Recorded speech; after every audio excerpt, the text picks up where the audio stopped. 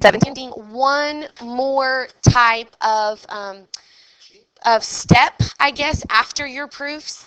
It says use CPCTC to prove parts of triangles congruent. And in the video, we're going to watch it again before you leave today, but in the video, that's the very end of the video. It was like really fast, and they were singing really fast. CPCTC. CPCTC stands for, yes.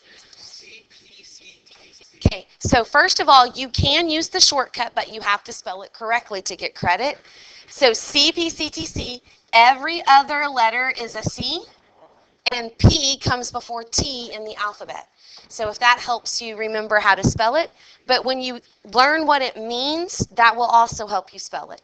It stands for corresponding parts of already congruent triangles are congruent.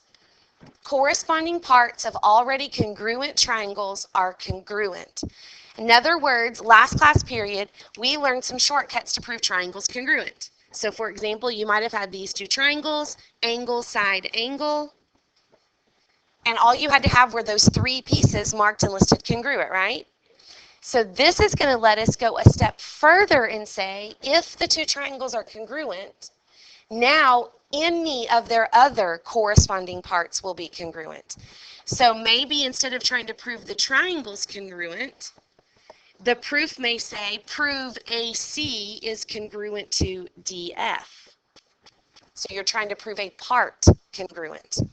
But the only way to do that today will be to prove the triangles are congruent first, and then use this one extra step to say now, if the triangles are congruent, their corresponding parts are congruent. Okay, so it's really just an extra step. For some of the proofs that get a little bit harder, it might be 2 or 3 extra steps, but for most of them, it's just going to be one additional step. Okay, prove the triangle's congruent using one of your 5 shortcuts, and then now you have a part that can be congruent by CPCTC. Does that make sense? Okay. So we're basically going to be using, doing a lot of proofs together for practice. So it's not a way to prove triangles congruent. It is used after you've proved triangles congruent. CPCTC will only be used in a proof after you've already proved the triangles congruent. It has to come after because it's saying corresponding parts of congruent triangles. So they have to be congruent first. Okay? All right, so they're not all going to be proofs. For example, this one, it says A and B are on the edges of a ravine. What is AB? But you're going to have to use the idea of, how am I going to find AB? First, I need to figure out if these triangles are congruent. So look at your picture. If this is 10 and this is 10, what does that mean about this distance and this distance? They're congruent. If this is 15 and this is 15, pointing to here and here, then those are congruent. And good Edwin, I can use vertical angle theorem to say that these two angles are congruent, which gives me what for why the triangles are congruent? Side angle side. So now I know the triangles are congruent by side angle side.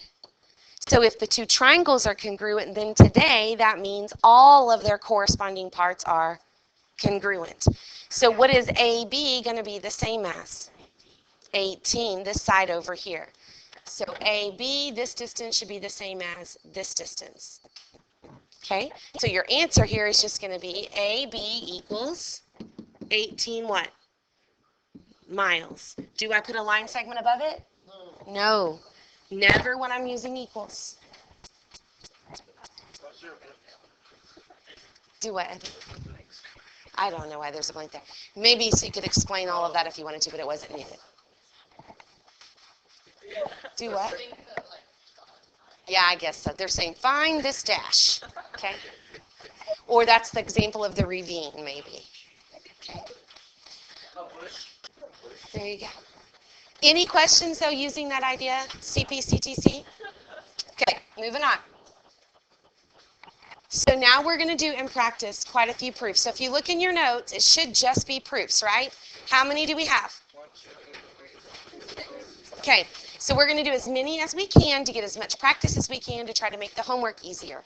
But I'm going to go through them pretty quickly. So you have a statement and reasons box already?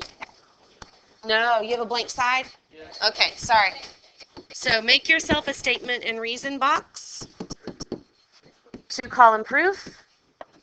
Number 1, we start with our given. And again, I'm going to break it up into each given one at a time.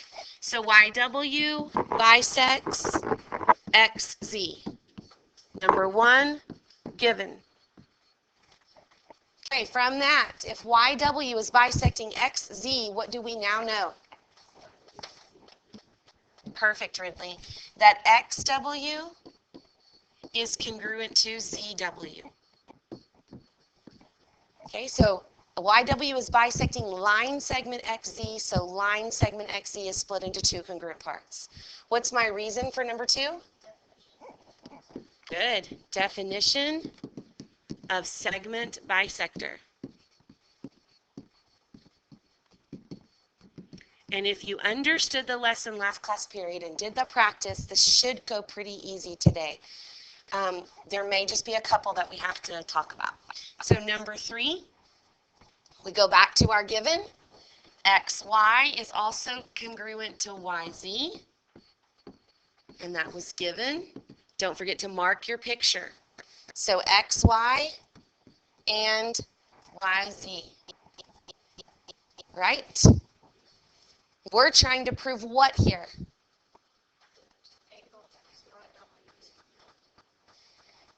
Good, and be careful. We're proving angles, not triangles. But today we learned we first have to prove the triangles most of the time congruent before we can get the parts congruent. But we are proving an angle, not a triangle. So what do we need?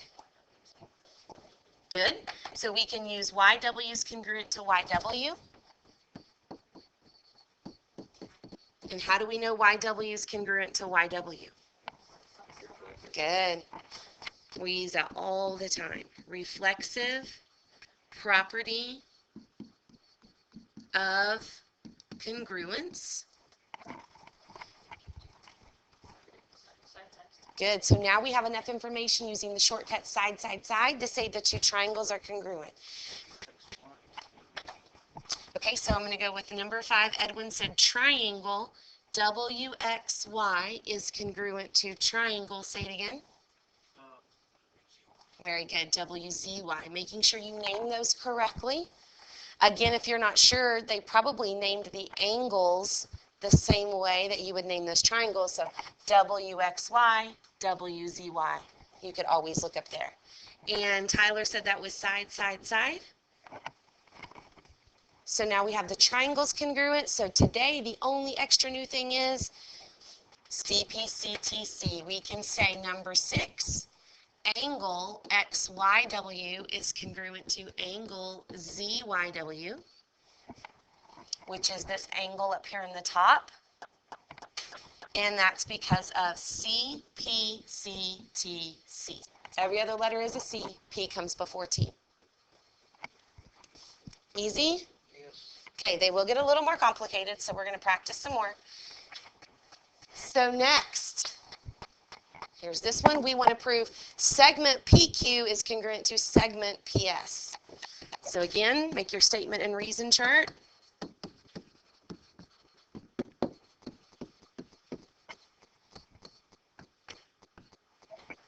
All right, first thing we'll write down is our given. PR bisects angle QPS and angle QRS. Given.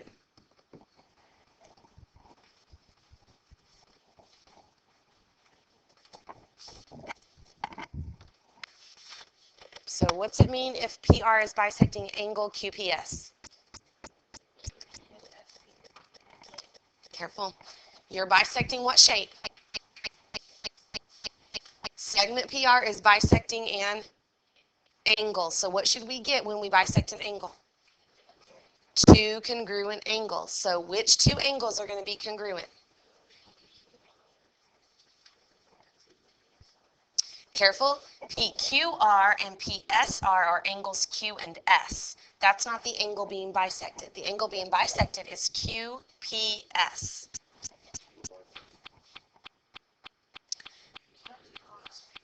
I'm going to come back to that, Tyler. I'm talking first this angle, and you said QRP. That would be this angle over here. We're looking at this angle first, QPS. Okay, so again, this line segment is doing the bisecting, but what's being bisected is this angle. This angle is being split by this line segment into two congruent pieces. That angle is angle, I heard Alexa say it correctly, angle QPR is congruent to angle SPR. Be really careful what's being bisected and what the parts are. Okay, what's my reason that I can say that? Good. Definition of. Yeah, I'm going to come back to that in just a second, though, and go ahead and write this down. Definition of angle bisector. But you are correct, Tavi, in the same statement, because it's the same reason, we can go ahead and do the other angle also. So now we're looking at angle QRS, which would be this angle. It's also being bisected by PR, so what are my two parts that are congruent? Good, QRP and SRP. Make sure you use a different number of marks to indicate they're congruent. So angle QRP is congruent to angle SRP. And I did not need to number that number 3. I'm not going to. I'm going to leave it all as number 2 because it is the same reason. You could separate them, but you don't need to. Any questions so far? Okay, so we have 2 angles marked congruent. We need 3 things to prove the triangle's congruent before we can get their parts congruent. Good. So PR is congruent to itself. Number 3. PR is congruent to, do I say PR or RP? PR, because angle P's match up and the angle R's match up. So PR is congruent to PR. And what's the reason? We should know that by now, right? We've used it a lot. Reflexive property of congruence. So do we have enough to prove the triangle's congruent? Why are they congruent? Good.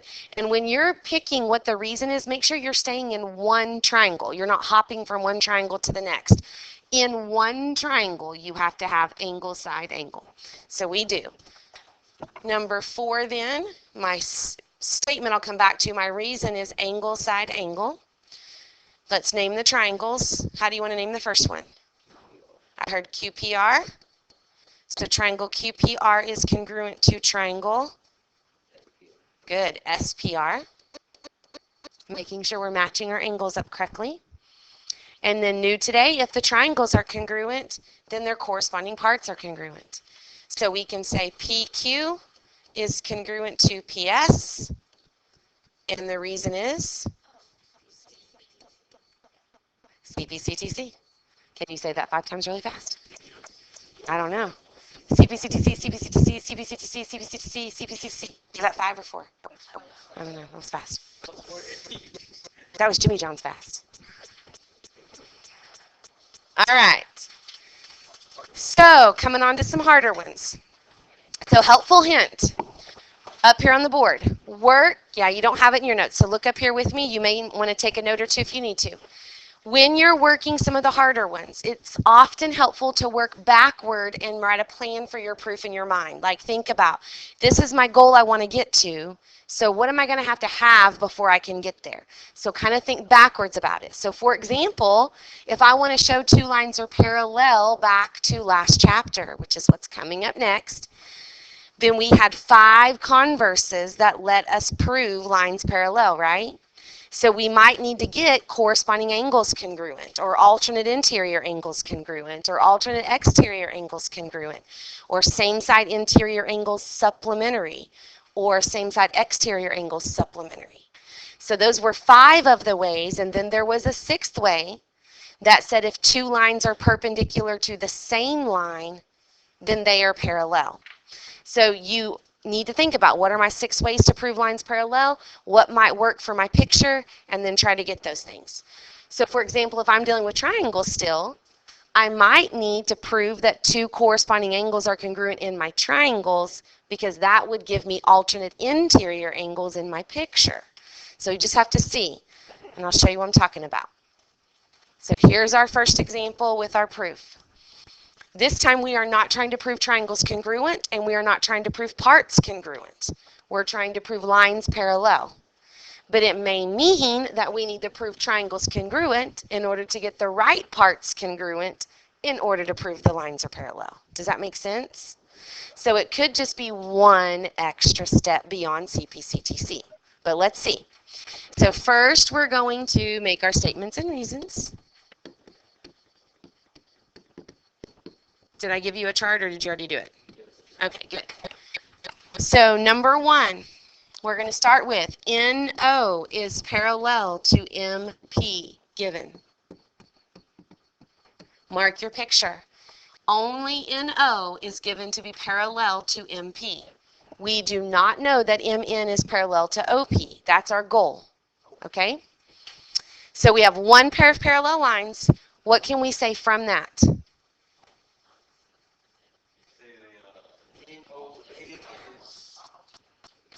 Okay, so I'm here in Ridley, and I think Edwin at the same time. NOM and PMO are alternate interior angles. So what do we know about them? They're congruent. So number 2 could be angle NOM is congruent to angle PMO. And what's the reason? Careful. Converses are used if I'm trying to do what? Prove lines parallel. Is my statement about lines being parallel? No, it's about angles being congruent. So it is the original alternate interior angles theorem. You only use the converse if your statement is trying to prove lines parallel. That's our ultimate goal, but that's not what this statement is about. Okay, go back to your given. So now we have number 3, angle N is congruent to angle P, given. So angle N, different number of marks, congruent to angle P. So right now we have 2 angles marked congruent. Our goal is to prove NM parallel to OP. So what parts would we need congruent to help us prove that these 2 lines are parallel? I'm going to come back to that for a second, but what am I going to need to get these 2 lines to be parallel? We talked about 6 ways to do that.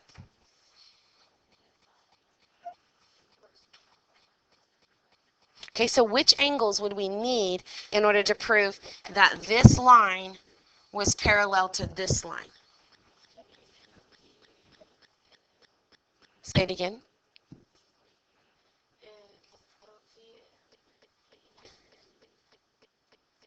OPM is already marked in blue. NOP is this entire great big angle. Oh my gosh. MOP, so yes, we need this angle to be congruent to what? Hold on, I'm going to come back to that. What other angle do I need MOP to be congruent to? NMO. Okay, so is everybody with Bree that we need those 2 angles to be congruent? And if they were congruent, which we don't have them congruent yet, if they were congruent in green, why would these 2 lines be parallel?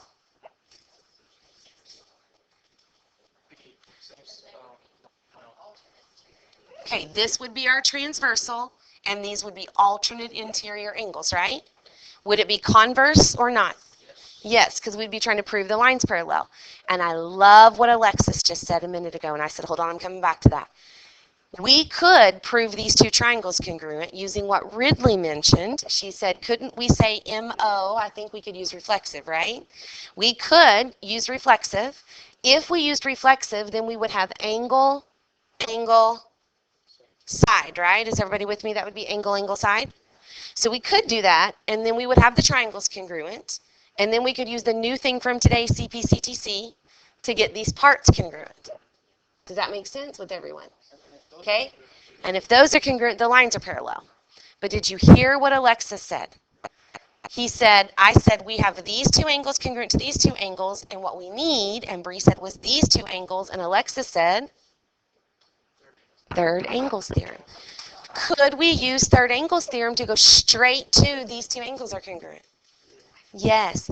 So would it be wrong to prove the two triangles congruent and then use CPCTC? No, but it would just take more steps. So sometimes there's a shortcut that you could take, like third angles theorem, that gets your goal without having to prove the triangles congruent.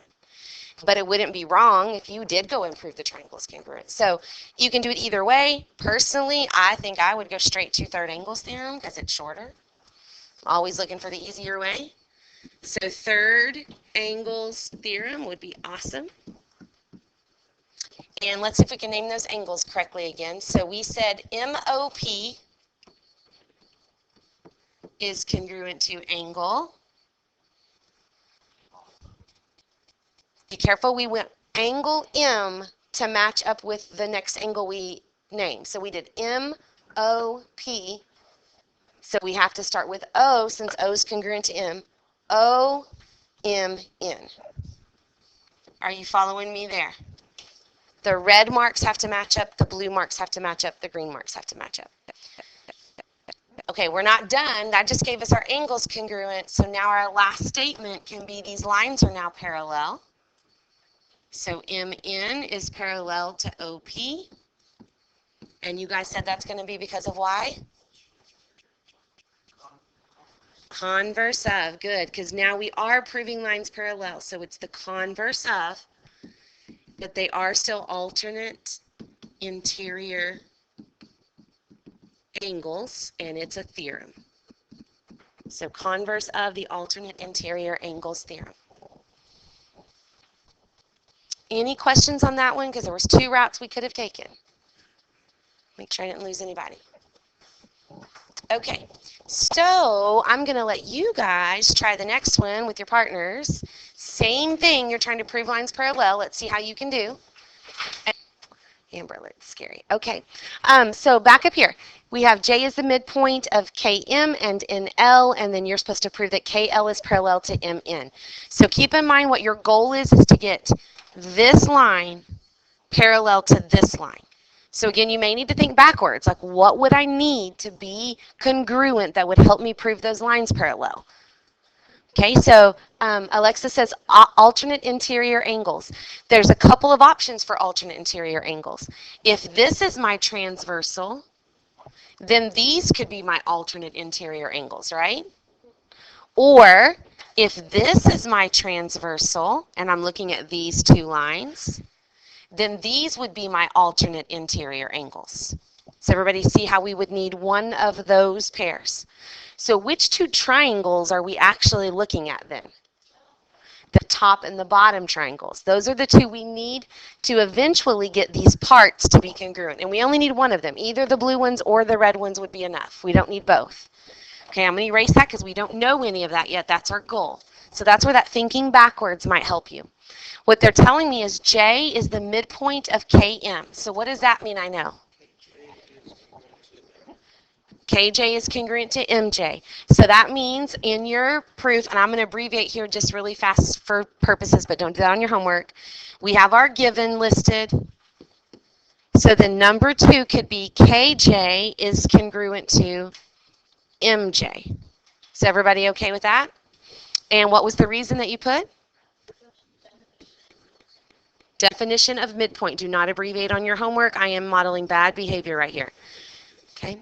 So correct. Good, Edwin. You could do the same thing because J is the midpoint of NL also. So what is now congruent? Good. NJ and LJ. So same reason. So I'm going to put it in the same thing. NJ is congruent to LJ. Oops, I wrote LK. How about LJ?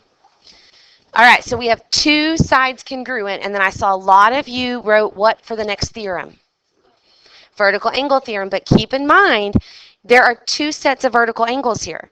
And I will count off in your proofs if you're putting stuff that's not needed for your proof. So just because it's true doesn't mean you write it down. It's supposed to be a logical process that gets you from point A to point B. So I don't need all sets of vertical angles. Which ones do I need for the two triangles we're looking at? Okay, KJL and MJN. I need the ones that are top to bottom. So when you write that down, make sure you named them. You guys did a great job at naming them correctly. Angle KJL is congruent to angle. You started on the blue one, so start on the blue one, MJN. And that was vertical angle theorem. And how did that help us get to our goal? Good. So we have side angle side now, which proves triangle KJL is congruent to triangle MJN. And if the two triangles are congruent, now we get to pick, and it doesn't matter which of those alternate interior angles you do. So does anybody have a suggestion? Okay, I heard LKJ, so this angle is congruent to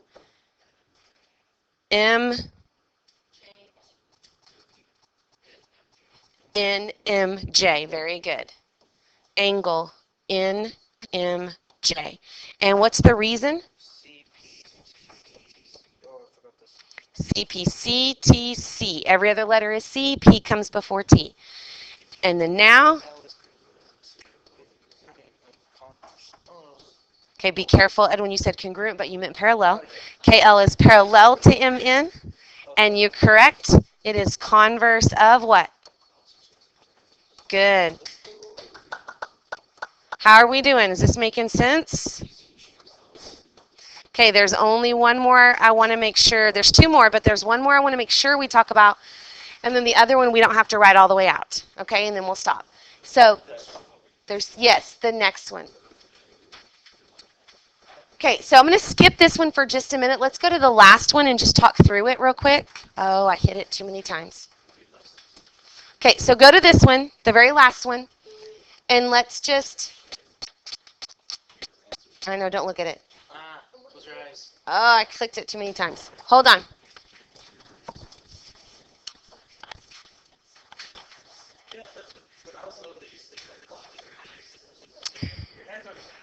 Okay, here we go. So instead of writing this all the way out, let's just mark it and talk about it and make it faster, okay? So X is the midpoint of AC. What can I mark? Everybody okay with that? AX is congruent to CX. What's the reason? Definition of midpoint. Remember, don't pull those vocabulary words out of thin air. It's going to be a word that they just recently wrote there, okay? So definition of midpoint, those things are congruent. Then they tell us angle 1 is congruent to angle 2, so we can mark that. Okay, again, let's think backwards. What are we trying to prove? X is the midpoint of BD. So if I want X to be the midpoint of BD, what do I need to have happen? What has to be congruent? Say it again. DX and BX need to be congruent. In order for X to be the midpoint, by definition, DX and BX need to be congruent, right? So which two triangles are we looking at here? Okay, the left and the right. Does everybody agree? Okay. So good. The next thing we could do would be vertical angle theorem. Okay, so I'm going to make sure everybody's with Edwin first. Are we agreeing that we've got vertical angle theorem and that's okay? Okay, and our goal is to get DX congruent to BX, so we don't really need another angle.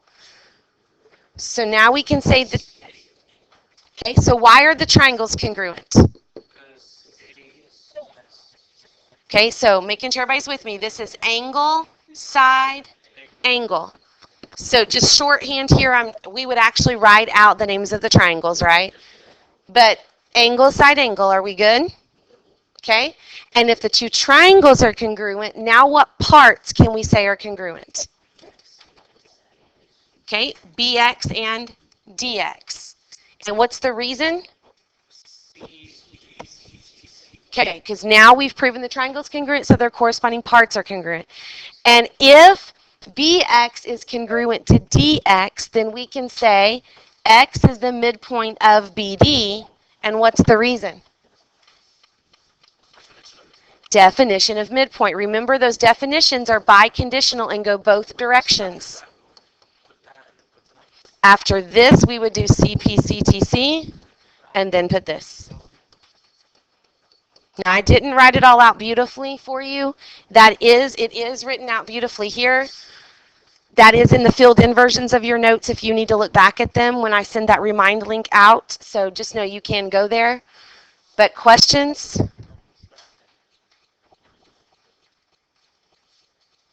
Oh, yes, we did. But that's because that is incorrect.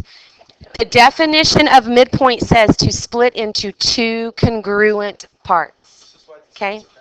So that is a mistake. Any questions? No. All right, let's go back to the one we skipped. Here we go. I like this one because it has something in it we haven't mentioned before, so it just helps us practice together. Okay? So it's got a couple of things there. Statements and reasons. Last proof of the day. Here we go. Yeah. Yes. So number one, isosceles triangle PQR with base QR. That all goes together. Isosceles triangle PQR with base QR. Okay, so think about what it means to be isosceles. At least two sides congruent. And then they're telling you, hey, you've got this triangle PQR, but QR is the base. So what's that mean if QR is the base? Very good. That it's not one of the congruent sides. What do we call the congruent sides in an isosceles triangle? Does anybody know? The opposite of arms, well, not really opposite, but legs, okay? So if you have an isosceles triangle, these are called the legs, and this is the base, okay? So when they say isosceles triangle PQR with base QR, they're basically telling you which two sides then must be the congruent sides, because it's the legs that are congruent. So this was given. So what can we state next?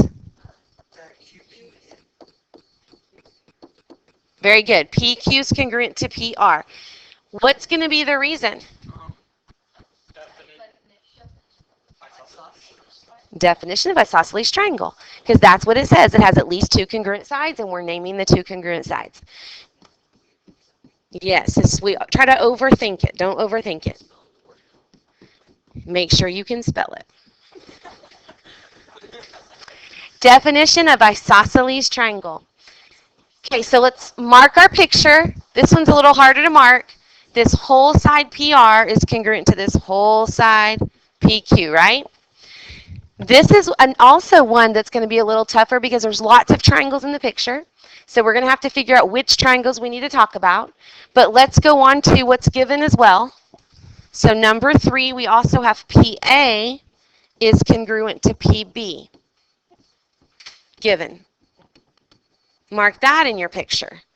So PA, which is only this little piece, is congruent to PB, which is this little piece. Okay, and our goal is to get AR congruent to BQ. So what I would ask you to do is take a moment, don't say it out loud, look at the triangle that would have the part you've got marked congruent in it and the part that you're trying to get congruent in it. So what might be the two triangles in the picture?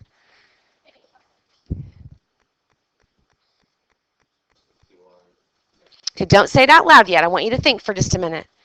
Look at the pictures and ask yourself, which triangles, and I'll give you a hint, they could be overlapping each other.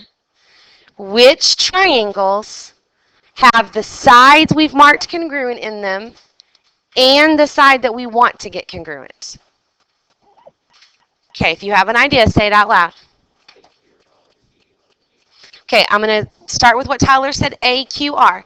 AQR does not have either of the red parts marked congruent in it. So it's not ARQ. We want the pieces that are marked congruent in the triangle. Okay, hold on, Ridley. Say it again.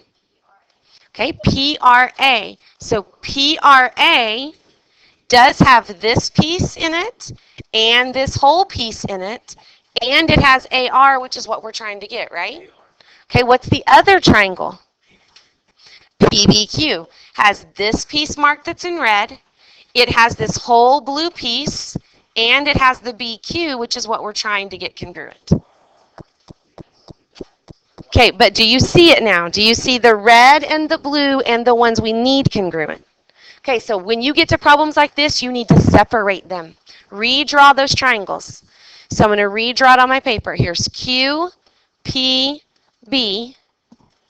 And then separate from that, I'm going to draw the other triangle. And this is P, R, and A. So redraw those two triangles separate. You will struggle on some of these problems if you don't redraw them. If they're overlapping and you ask me for help, that's the first thing I'm going to ask you. Have you redrawn your picture? And then remark it. We'll go back to what we had. PQ was congruent to PR. That was in statement 2. And then PA was congruent to PB. That was in statement 3. There's no third side there. Good try, though. Okay? So sometimes it doesn't, because it can get bigger and bigger and bigger. Look at your two shapes. Sometimes it helps to look at them separated, and sometimes it helps to look at them overlapping. So we're trying to find, say it again, Tyler. Hypotenuse leg, is that what you mean? That is if you have a right triangle, and we don't have a right triangle here. Hey, be nice, be nice. Okay, where do you see vertical angles? Not in the ones that are separated. And when we look here, we do have some vertical angles, but they're not in these big triangles that we're looking for. Okay, I'll give you a hint. Look for something that is exactly the same in both of those triangles. What do you notice is exactly the same? Javi? Angle P. Do you see that this angle P and this angle P didn't change?